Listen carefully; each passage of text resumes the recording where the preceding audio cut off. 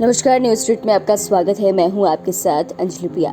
बिहार में कोचिंग संस्थान चलाने वालों के लिए शिक्षा विभाग के अपर मुख्य सचिव के पाठक ने शिकंजा कसना शुरू कर दिया है। जी हां, दरअसल जो लोग भी बिहार में कोचिंग का संचालन कर रहे हैं उनके लिए नई नियमावली आई है और यह नियमावली 13 साल बाद लाई गई है।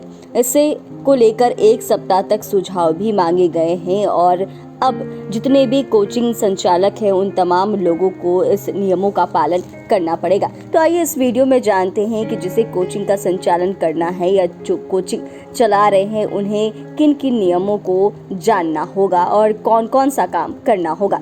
दरअसल बिहार कोचिंग संस्थान नियमावली 2023 लागू किया गया है। इसके तहत संस्थान को जिले में पंजीकरण कराना होगा। कौन कौन सी सुविधाएं उपलब्ध करानी है यह भी तय कर लिया गया है। नियमावली को विभाग की वेबसाइट पर अपलोड किया गया है कि एक सप्ताह के अंदर तक इस पर सुझाव मांगे गए हैं। सुझाव माध्यमिक शिक्षा निदेशक के ईमेल पर देना होगा। राज्य में बिहार कोचिंग संस्थान अधिनियम 2010 गठित है और 13 साल बाद नियमावली आई है। सुझावों पर विचार करने के बाद विभाग इसे लागू कर देगा। जिले में कोचिंग संस्थानों को निबंधन प्रमाण पत्र देने के लिए प्राधिकार गठन किए जाएंगे। इसके साथ ही इन तमाम चीजों के बारे में भी कहा गया है कि मानदंडों पर खरा उतरने पर आवेदन के 30 दिनों के अंदर पंजीकरण प्रमाण पत्र कमेटी को देनी होगी।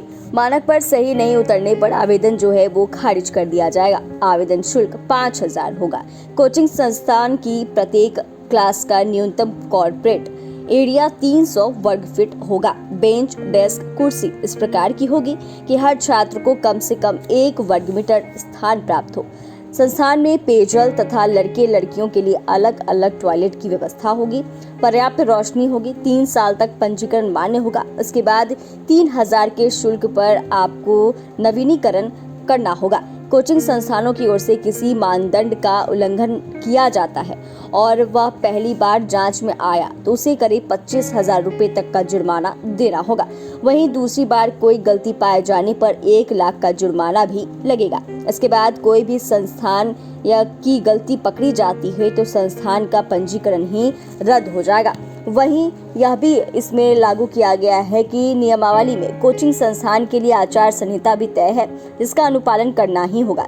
सरकारी और सरकारी सहायता प्राप्त स्कूलों के शिक्षकों की सेवा कोचिंग संस्थान नहीं ले पाएंगे। संस्थान यह सुनिश्चित करेगा कि कोई भी सरकारी शिक्षक या गैर शिक्षण कर्मचारी किसी भी तरह से उसके मामलों में शामिल नहीं होगा।